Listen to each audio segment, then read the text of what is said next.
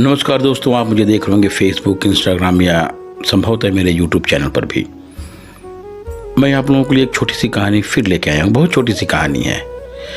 एक आदमी था, वो बहुत परेशान रहता था।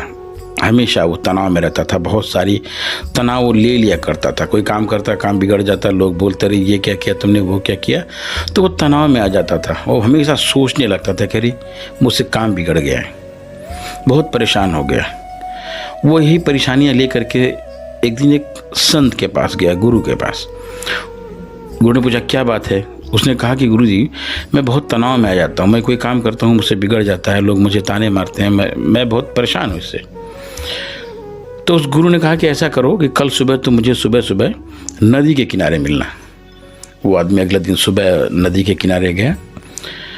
तो जो गुरु जी थे, उन्होंने उसके हाथ में एक कटोरा रखा और कहा नदी से पानी इसमें भर लो, पूरा ऊपर तक भरना। इसने पूरा पानी ऊपर तक भर लिया।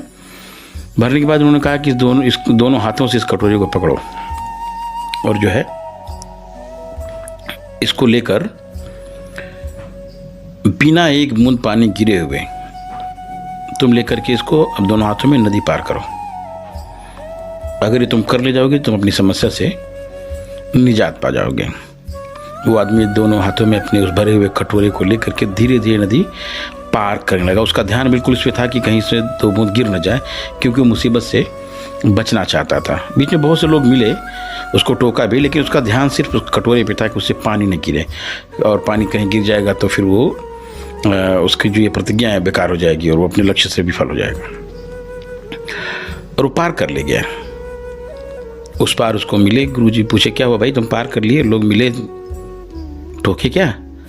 उसने कहा गुरुजी टोका तो, लेकिन मैंने ध्यान वान नहीं दिया। मेरा ध्यान इस कटोरे में भरे हुए पानी पे था कि कहीं वो गिर न जाए।